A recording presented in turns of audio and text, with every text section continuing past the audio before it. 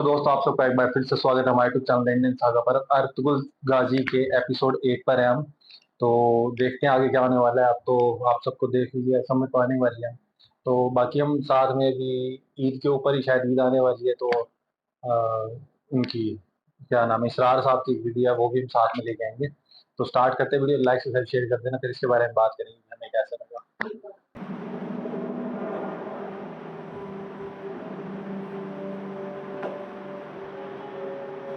खुशामदीद कुंदोत्तो। मुझ पर गुस्सा क्यों कर रहे हो तुम? ये सब तो तुम्हारे बाप का किया धरा है। तुम्हारी बात से मुझे कोई फर्क नहीं पड़ता कर।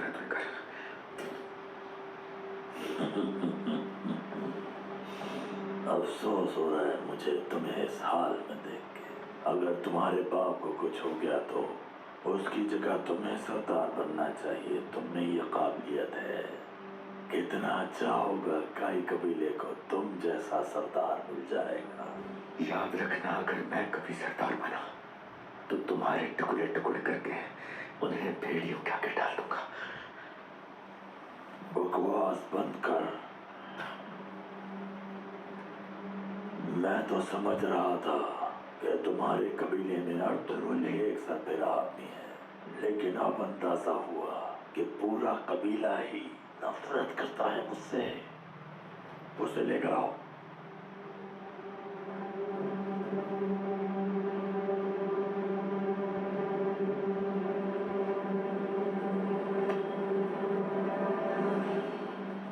हमजा,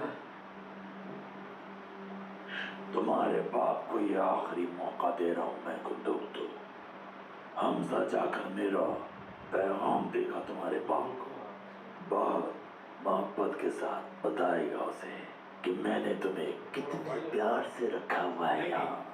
अगर उसने अपने दिल को मेरे हवाले कर दिया तो तुम्हारे साथ साथ तुम्हारे पूरे कबीले को आग लगा दूंगा। वो दाढ़ी वाला एप्पल है ना जो आया उसका भाई है। मुझसे तुम्हें किसी भी खैर की उम्मीद रखने की जरूरत नहीं है। मैं तुम्हारी यहाँ खूब खातिर मदारत करूंगा।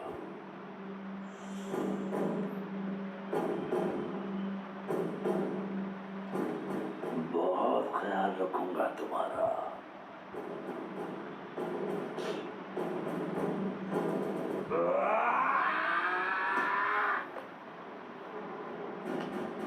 इनको ले जाके जिंदान में डाल दो।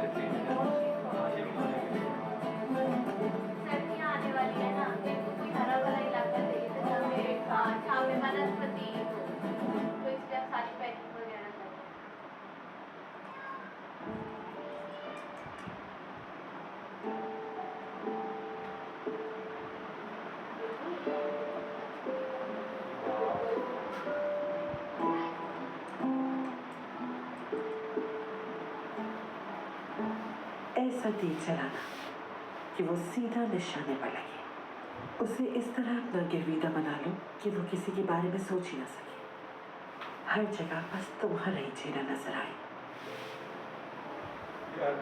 छोड़ दे बाजी, मेरी तरफ देखी कभी नहीं हो। एतबार करो मुझ पर, तुम सबसे हसीन नजर आओगी, जैसे कोई शहजादी। तुम्हें अपनी इन काली जुल्फों का जादू चला के असीर बनाना है अर्तुगरुल को। देखते ही रह जाएंगे सब और अर्तुगरुल तुम्हारा हो जाएगा। क्या आप सच कह रही हैं? बिल्कुल सच कह रही हूँ मैं। मेरी बात का यकीन करो, तुम्हारी मोहब्बत के चर्चे सारे जहान में गूंजेंगे।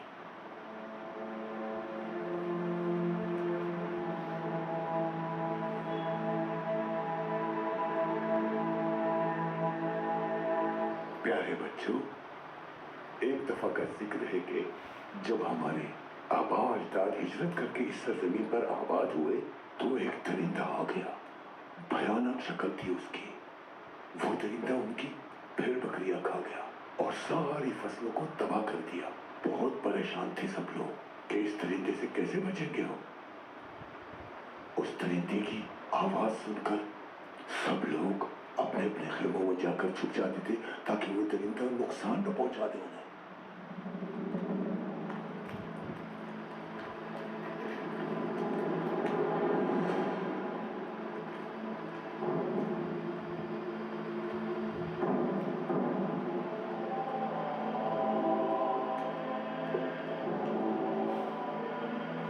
जो रोम वाले हैं उन्होंने यहूदी को कबीले ने और उसको दिया मारने के लिए ना, तो पता नहीं कैसे डेड बंदे हैं, काला दाऊद है, उनकी शक्लें भी बड़ी फटी फटी हैं।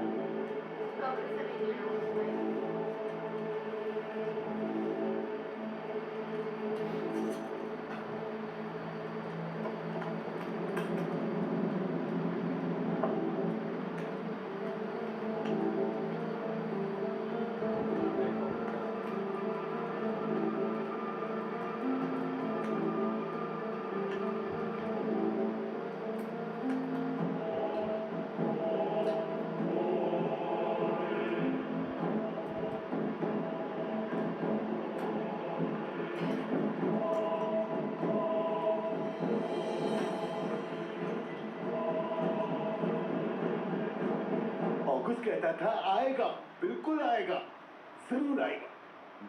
लेकिन वो मसीहा मेरे जैसा नहीं था, मुझसे काफी बहादुर था। और फिर उसने दरिंदे को अपने नेज़े और तलवार से मारकर जान छुड़ा दी सबकी। क्या करना है मालूम है ना?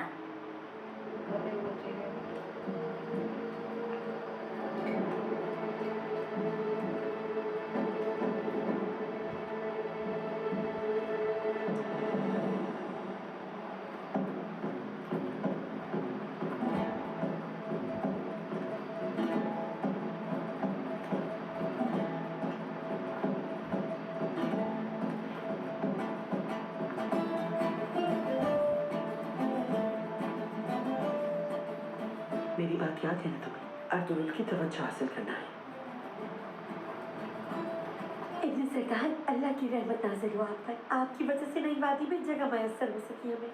आप और आपके बहादुर साथियों की जितनी तारीफ की जाए कम है सरदार। अल्लाह हमेशा आपसे राज़ी है। आपका आमीन नासिर है।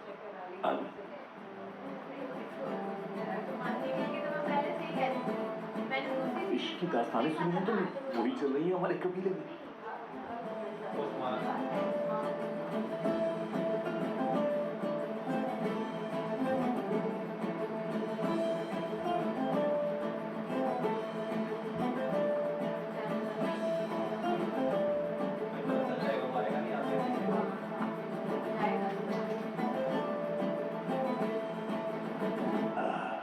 सुना बच्चों तुमने? जीत हमेशा सच्चाई की होती है। बुरे काम से दूर रहना चाहिए। देखा तुमने कितना बुरा अंजाम हुआ उस दरिंदे का। बुराई का अंजाम बुरा ही होता है। ये बात अपने जहन में बिठा लो, ठीक है?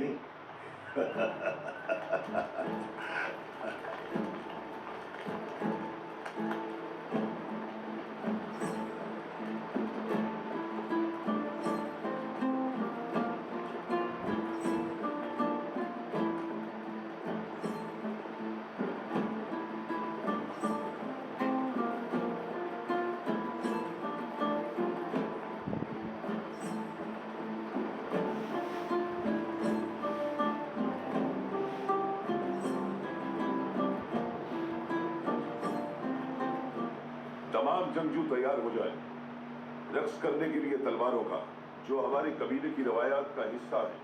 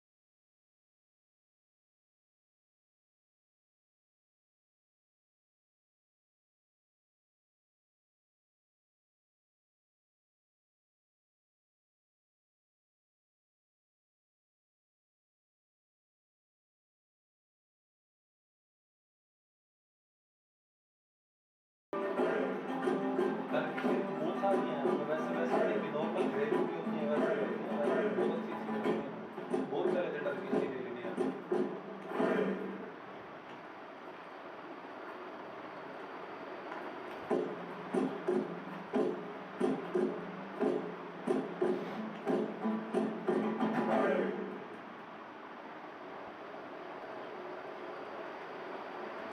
अर्तुगरुल से दूर रहो।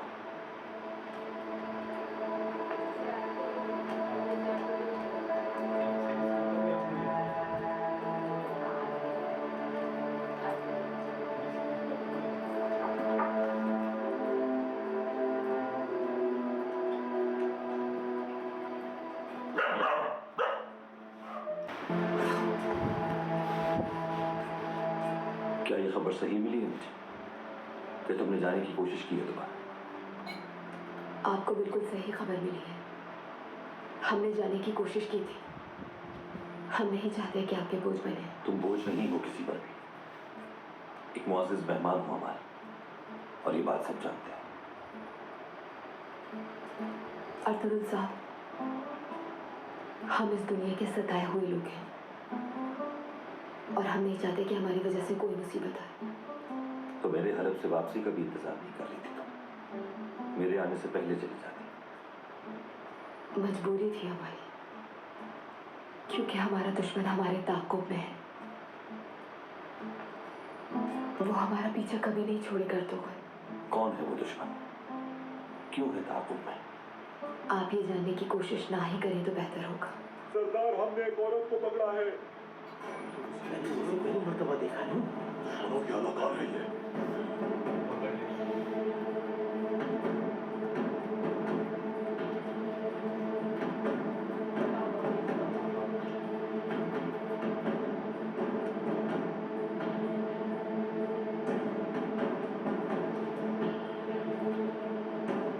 या अल्लाह, ये कौन आदमी है?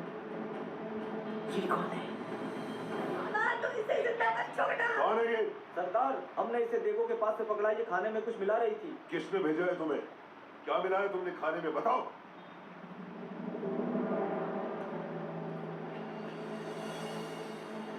स्नेहियों की तरफ से मेरे ख्वाहिशात का पैगाम लेकर आई हूँ मैं।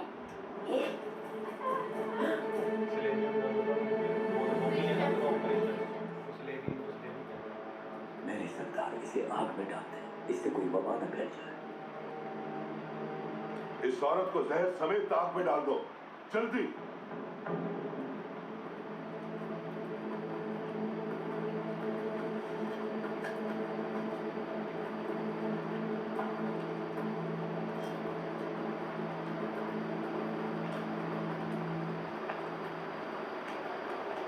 ये गिरजे के पादरी हमसे क्या चाहते हैं?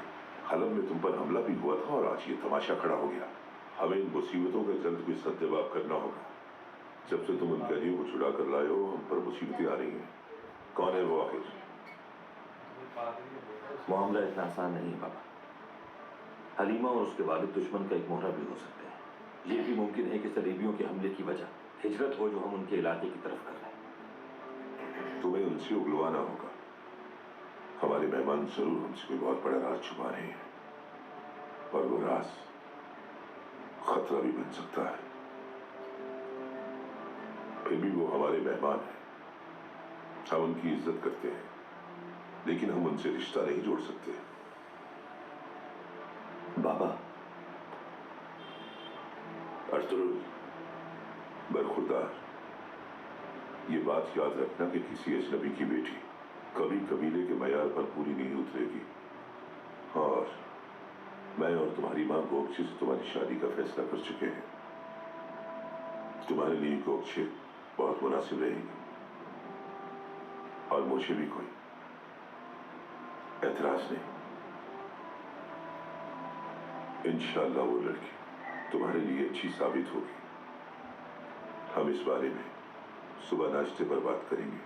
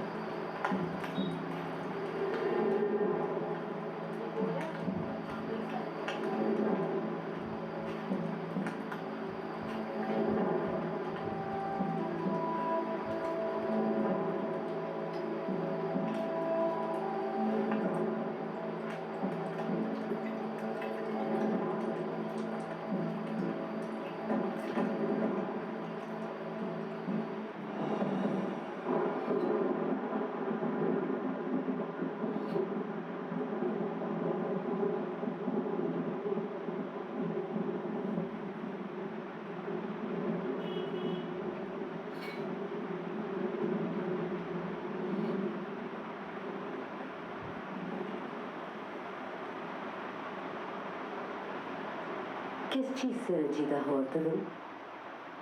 वालिदा, बाबा ने कहा है गोपचे से मेरा रिश्ता तय हो गया है। क्या ये सच है?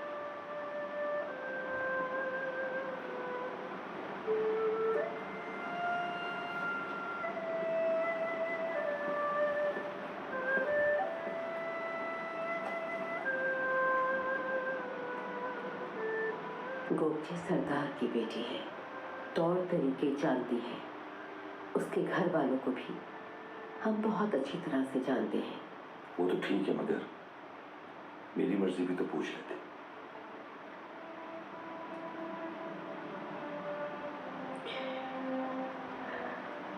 हलीमा का कुछ मालूम नहीं कि कौन है वो, नहीं उसके खानदान के बारे में हम कुछ जानते हैं। वो ताजिर कहते हैं खुद को, मगर सच्चाई नहीं पता। और कबीले वाले उनकी इज्जत इसलिए करते हैं कि वो उनके सरदार के मोअज़्ज़ज़ मेहमान हैं, मगर उनके माजी के बारे में कोई भी नहीं जानता। जहाँ तक ताल्लुक तुम्हारे मुस्तकबिल की बेहतरी का है, तो गोपची हमारे मयार पे पूरी उतरती है। वालिदा, ये सब कुछ अचानक हुआ है मेरी जिंदगी में। कैसे झूठ बोल लूं मैं खुद से? धोखा नहीं दे सकता। मैं सिर्फ अपनी बात नहीं कर रहा, उसकी आंखों में भी यही देखा है। हम दोनों एक ही रास्ते के मुसाफिर हैं। कोई और नहीं तो आप तो समझे।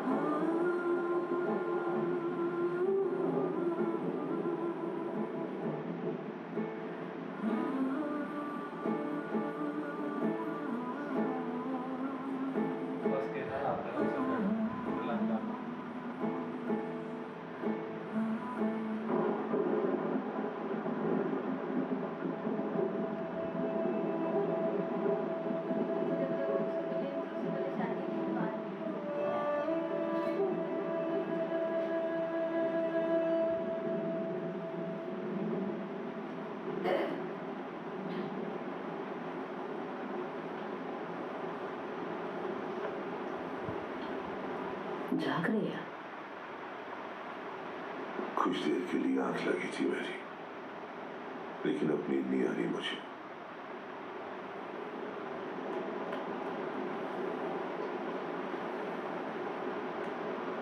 अर्तुगरुल से बात हो गई। हलीमा का बाप अब ठीक हो गया, उन्हें अपनी राह लेनी चाहिए। सुलेमान, मैंने गोपचे वाली बात बगैर अर्तुगरुल को बताई ही, लेकिन अर्तुगरुल किसी और को पसंद करता है। एक जंगजू का दिल अपने कबीले के लिए धड़कता है हमेशा। वो जवान है, जज्बाती है, उसके दिल में तूफान बरपा है। इस उम्र में ये सब कुछ होना नई बात नहीं है। वक्त के साथ सब ठीक हो जाएगा।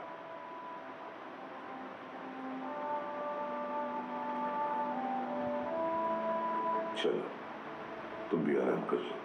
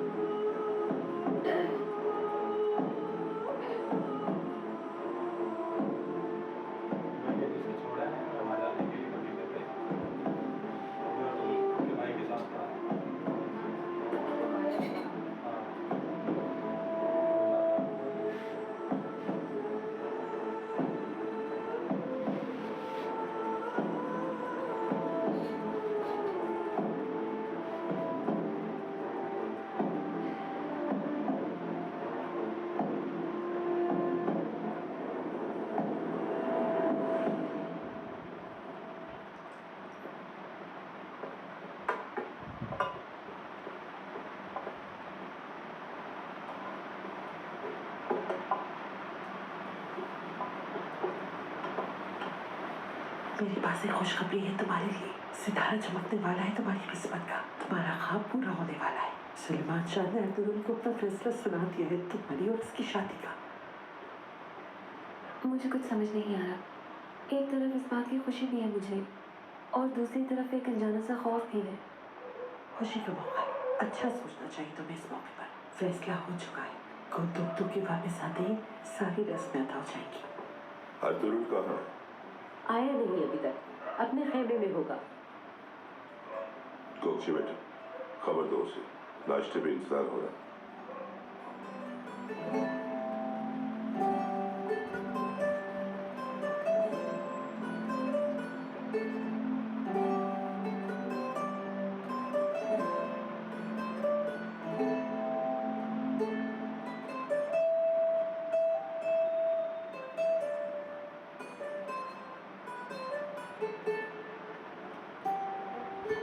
अर्तुगरुल साहब,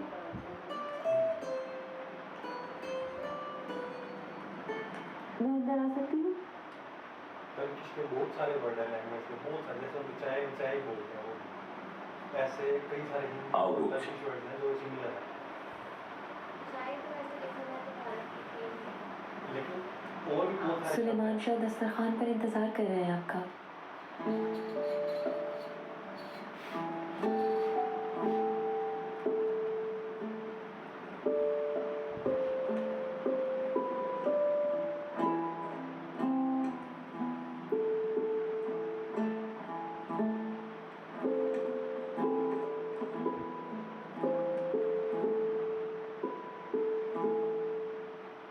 गोकचे में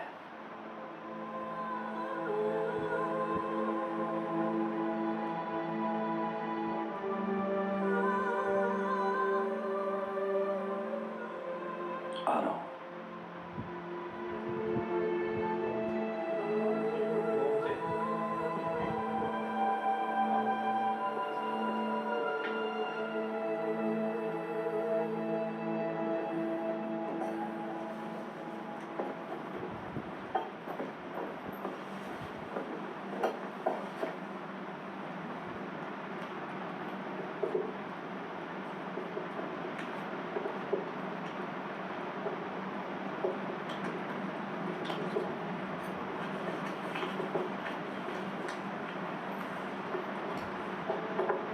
हमारा मुआहदा हो चुका है। अल अजीज को हम अस्करी ताकत फराहम करेंगे, महसूल भी अदा करेंगे। उसकी दी गई जमीन कबूल है हमें। कल सुबह तुम रवाना हो जाओ। अल अजीज को मेरा सलाम कहना, मेरी तरफ से उसको शुक्रिया भी अदा करना। हम जल्दी उससे मुलाकात के लिए आएंगे। जो हुक्म बाबा।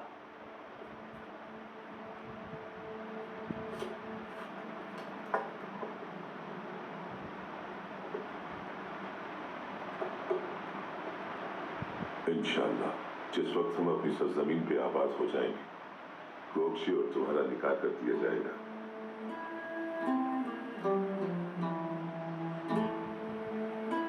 क्या हुआ? किन सोचों में गुम हो गए तुम अर्तुगरुल?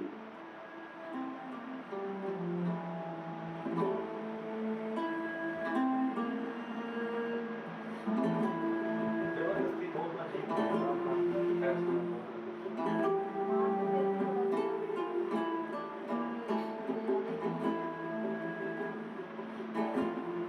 बाबा, मुझे इजाजत दीजिए।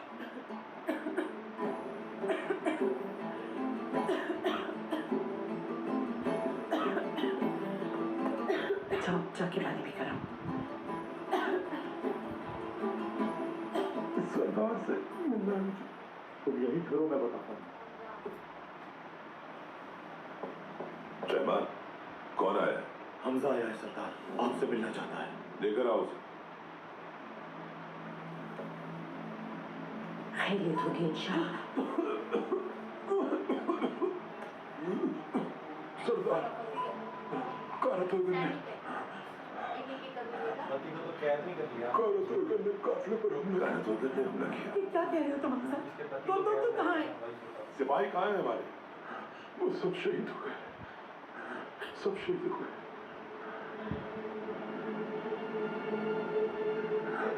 गुंदोक्तू भाई को कारतून ने कमाल बना लिया। ये कैसे हो सकता है? तुमने कैसे उसे छोड़ दिया बेगारों मददगार?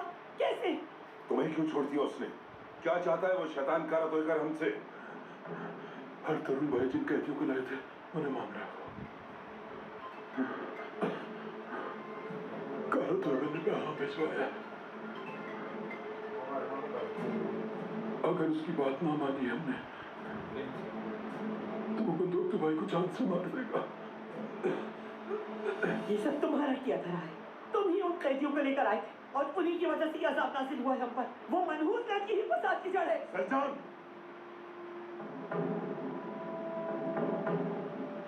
सलमान इधर आओ, मेरे साथ चलो, आ जाओ। सलमान, जी सरदार। तुम अपने आदमियों को भेजो, वो हमारे शहीदों के जनाजे लेकर आए। हमजा के इलाज का बंदोबस्त करो, लेकिन किसी को खबर ना हो। मैं किसी किस्म की चेमागोइयां नहीं चाहता इस बारे में, और मुझे फौरन नुमान चाहिए। जो आपका हुक्म सरदार।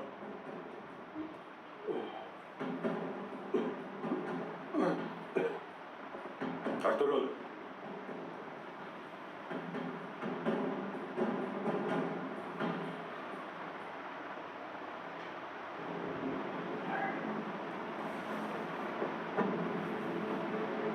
इजाजत लेकर अंदर नहीं आ सकते थे। ये कैसी गुस्ताखी है? हलीमा, सुलेमान शाह ने बुलाया है तुम्हें। चलो मेरे साथ।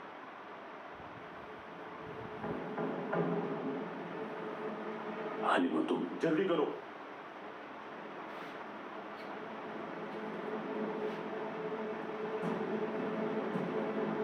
बताओ, बता दें उनका भी हो जाएगा। शहजादे, सब खैरियत तो है?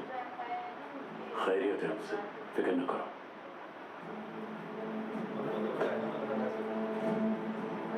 बाबा, बाबा। हलीमा बेटी, ये शहजादे को कहाँ लेकर जा रहे हैं? सुलेमान शाह ने बुलाया है उन्हें।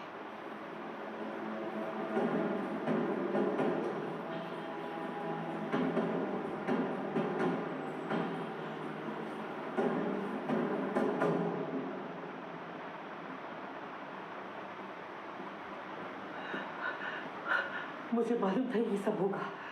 आप लोगों को अब तो यकीन आ जाना चाहिए। अगर गुंदुक्तू को कोई नुकसान पहुंचा तो उस लड़की और उसके खानदान को तबाह बर्बाद कर दूंगी मैं। सलमान, खुदा के लिए खामोश हो जाओ। सरदार की बेटी हो, कुछ तो ख्याल करो अपनी हैसियत का। तुम्हें ये जेब नहीं देता। ये ऐसे जो होते हैं, मतलब ऐसे दिखाया हुआ इनके ऐसे वो लड़कियां वो बोल रहे बहुत कोई और बोले चलता है, लेकिन मेन जो होता है उसको नहीं बोलना देते ना, उनके ऊपर दबाव बना देते हैं। हुक्म करे सरदार, आपने बुलाया था मुझे। अंदर चलो मेरे साथ।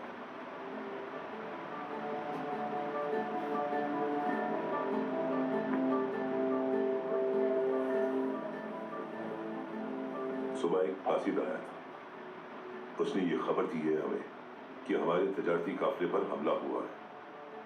हमला कारतुर्गन ने किया था और वो बंदूक को अपने साथ लेके आए। मेरे पास वो अल्फाज नहीं है जिससे मैं आपका दुख बांट सकूं। अल्लाह आपको सब्र दे। मैंने तुम्हें हमदर्दी करने के लिए नहीं बुलाया, बल्कि तुम्हें यह बताने के लिए बुलाया हमने कि कारतुर्गन ने मेरे बेटे के बदले में तुम्हें मांगा है हमसे। मेरा सिर्फ एक सवाल है तुमसे, और मुझे उसका सीधा सा जवाब चाहिए। तुम कौन हो आखिर? बिन बुलाए मेहमानों की वजह से मेरे शौहर की जिंदगी खतरे में है। हमारे जवान शहीद कर दिए गए, गुंदुक्तू को यरगमाल बना लिया। वो लड़की और उसका बाप कोई बहुत बड़ा राज हमसे छुपा रहे हैं, और मैं ये राज उनसे अब हर कीमत पर उगलवा के ही दम दूंगी। मेरी इजाजत के बगैर तुम कुछ नहीं करोगी। सलमान शाह अभी जिंदा है, हल निकाल लेंगे। उन्हीं लोगों की नहुसत की वजह से हमारे सिपाही मारे गए हैं। संभालो इसे जाकर, कहीं ये मुश्किल ना खड़ी कर दे हमारे लिए। जनाब, मुझ पे आपके सवाल का जवाब देना लाजिम है, मगर पहले मैं चाहता हूं कि आप मेरी बात का यकीन करें। आपके काई कबीले की मेरी नजर में उतनी ही अहमियत है जितनी मेरे घर वालों की। सरदार, मैं कौन हूं ये जानकर आपकी मुश्किलात में इजाफा हो सकता है, और मैं नहीं चाहता कि मेरी वजह से आपकी मुश्किलात में मजीद इजाफा हो जाए। लेकिन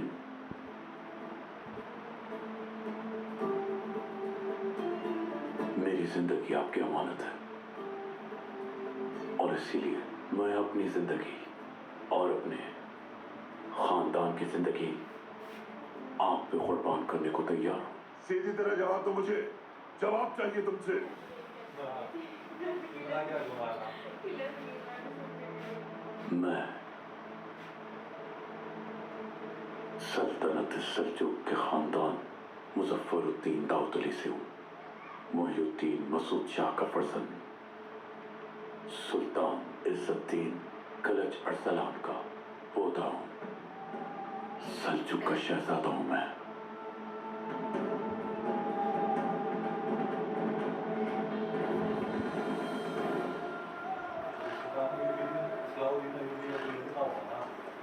भाई बीवी ने कहा था उसका पोता हूँ, उन्होंने कहा उसका भाई नहीं।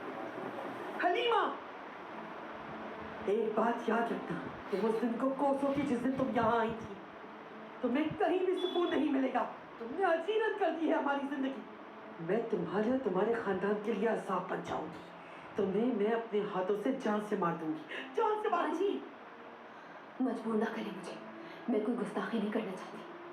तुम्हारी वजह से हमारे काफिले पर हमला हुआ है, हमारे जवान शहीद हुए, और काला तो अगर मेरे शौहर को अपने साथ यरगमाल बना के ले गया।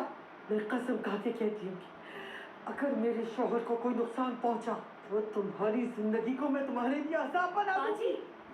बस करें, चलना चाहिए हमें। बीच में मत आओ तुम गोपचे, नहीं जाऊंगी मैं यहाँ से जब तक इन लोगों से जान ना छूट जाए।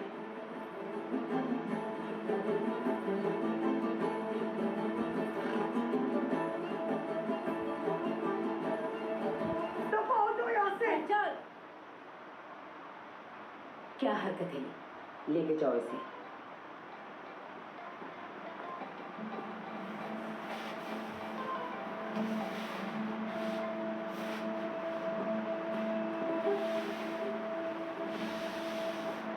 इसके रवैये पर तुमसे माजरत चाहती हूँ मैं।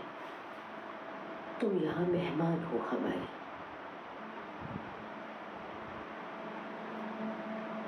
अच्छा होगा कि अभी अपने खेमे से बिल्कुल ना निकलना, हालात बहुत संगीन है अभी।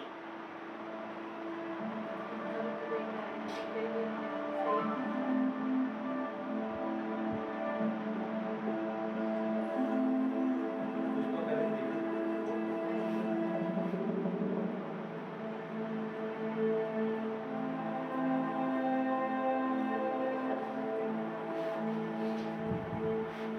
क्या मैं अंदर आ सकता हूँ?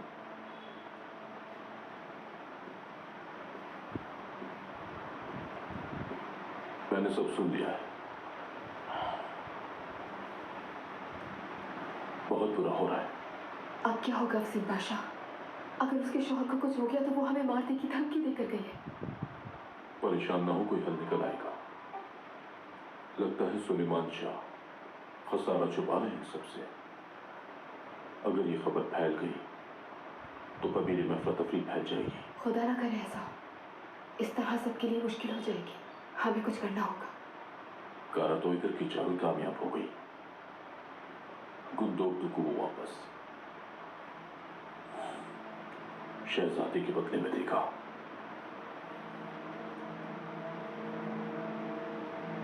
बाहर बहुत खतरा है, आप दोनों अंदर रहिएगा, मैं कोई हल निकालता हूं।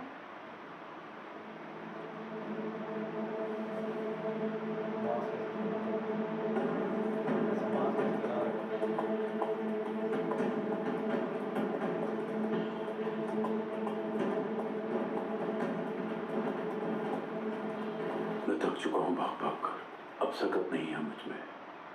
हमारी सल्तनत के अंदर एक दुश्मन के जासूस मौजूद थे, और इसी वजह से पादरियों ने, मंगोलों ने और सलेबियों ने इत्तेहाद करके हमारी सल्तनत को तबाह बर्बाद कर दिया।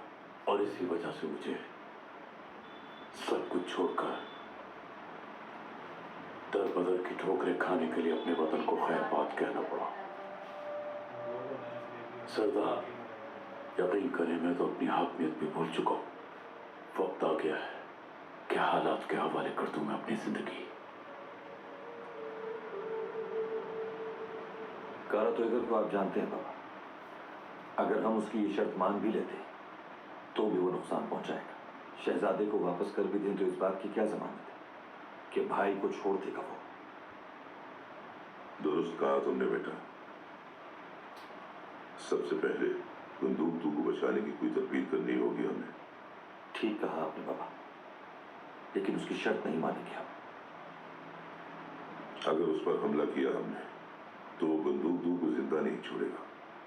हमें लड़ाई की बजाय मसलहत से काम लेना पड़ेगा, और कोई रास्ता नहीं। उसे अपने कैदी हर सूरत में चाहिए होंगे बाबा। हम ये कर सकते हैं कि उससे बात करें पहले।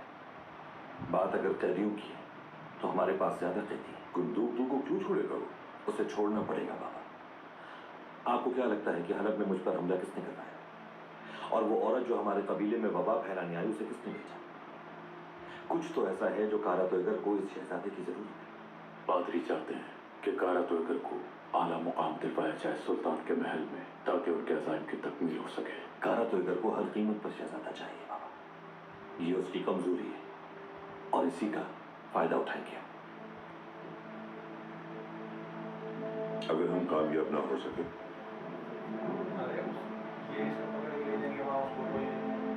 फिर तो एक ही रास्ता बचता है, तलवारों के साथ शहादत की मौत हमारा नसीब होगा।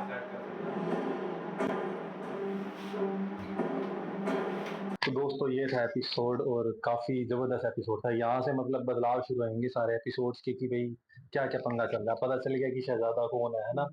और मेरे को, और वैसे देखा जाए, आप मुझे ये बात बताना कि भाई ये जो, वो क्या नाम है उसका जो ये पकड़ना चाह रहा है इनको। हाँ, कारा तुल, जो भी नाम है, क्या है इसका नाम, कारा तो अगर जो भी है, मतलब ये, मतलब इसको वो पादरी इसके साथ मिले हुए हैं ना, मतलब कि पादरी चाहते हैं कि ये सलाउद्दीन अयूबी के महल में ऊपर पहुंच जाए, ताकि उनकी सांठगांठ से मतलब उनका वो हो जाए ऐसे, मतलब यही चाह रहे हैं ना वो। मतलब ये थोड़ा एक्सप्लेन कर देना आप हमें कमेंट्स में। बाकी एपिसोड जबरदस्त था, और अब जिस तरीके से ये एक चीज मेरे को इसमें और भी सही लगी जो इन्होंने रियलिटी दिखा रखी है वैसे। मतलब कि भाई जैसे बिना किसी मर्जी के, मतलब उन्होंने जैसे फैसला कर देते थे पहले कि लोग भाई जबकि इतने लायक हैं वो ना, फिर बिना पूछे वो कर दिया कि भाई उनके ऊपर थोप दिया गया, और वो एक्सेप्ट, पता है क्योंकि एक्सेप्ट कर जाएंगे वो। लेकिन उनकी मतलब वो जो वो बहू बहू है वो इतना मतलब अच्छे शब्द नहीं बोली, उनके अगेंस्ट भी जा रही है, तो भी वो मतलब इतना ज्यादा स्ट्रिक्ट नहीं है। उनका भी जो सुलेमान जी की वाइफ है, उनका भी तो बेटा कैद है, वो भी तो हाँ, अपने बेटे कितने वो हैं वहाँ करते ही होंगे। लेकिन फिर भी वो संयम रखे हुए हैं, चीजों को ना उलझाकर बल्कि सुलझाने की कोशिश कर रहे हैं। क्योंकि इनको अपनी वो है ना, लालच है इनको अपना, इसी वजह से। बाकी एपिसोड तो जबरदस्त जा ही रहा है। आप क्या कहोगे, आप देखा अच्छा लगा आपको? मुझे अब समझ आनी शुरू हो गई है, और बहुत अच्छा लगा। सभी करैक्टर वगैरह बहुत अच्छे हैं। अब आगे आगे जैसे जैसे ये देखती जा रही हूँ, और अब वो ख्याल आता है कि अभी तो ये खत्म अभी एकदम से कैसे हो जल्दी होता है, लेकिन अभी ये होगा कि अर्तुगरुल की रियल पर्सनैलिटी और किस तरीके से वो अपना पूरा वो दिखाएंगे, वो अपने भाई को छुड़वाने जाएंगे। मतलब लड़ाई नहीं लड़ेंगे, मतलब सीधी लड़ाई नहीं, मतलब तरीके से छुड़वाएंगे, फिर कैसे वो उनकी बात बनती है। बाकी एक्सप्लेन करना कि मंगोल, और इन्होंने कहा कि मंगोल स्लेवी और वो जो ये है पादरी, ये तीनों ने मिलकर इनकी वो ले ली थी, मतलब सारी वो जगह वगैरह जैसे उनकी हमला किया था। तो वो इकट्ठे हुए पड़े थे, वो कैसा मतलब सब कुछ है, मंगोल अलग है, मंगोलों में। और सलाउद्दीन अयूबी मतलब कौन थे वो, मंगोलों में तो नहीं थे, वो तो तुर्क थे ना शायद। नहीं, हाँ, अलग ही है। तो मतलब ये सारा एक बार एक्सप्लेन कर देना थोड़ा सा कि इनका जो करेक्टर, ताकि हमें समझ आसानी से आ जाए वैसे। उन्होंने बताया कि खुद ही तो बता रहे कि जैसे मुस्लिम मुस्लिम के दुश्मन हुए पड़े हैं एक दूसरे को खाने के, उसी की वजह से हम कमजोर पड़ते जा रहे हैं। तो उसकी वजह से भी जैसे मंगोल भी भारी पड़ रहे हैं और वो सलेबी भी भारी पड़ रहे हैं, जो क्रिश्चियन सारे पादरी मिलके सब भारी पड़ रहे हैं। तो जाहिर सी बात है उनकी सेल्जुक के राज्य में भी कितने गद्दार निकले, जो आपस में ये नहीं देख रहे कि हमारा पूरा एम्पायर डूब जाएगा सिर्फ शायद चंद पैसों के लिए या किसी एक आधी पोजीशन के लिए, जो कि परमानेंट भी नहीं होती। अपने ही राज्य से गद्दारी करना तो जो फिर तूने भी गलत हो सिगनी, जाती है। कौन सी वो देखी थी सीरीज?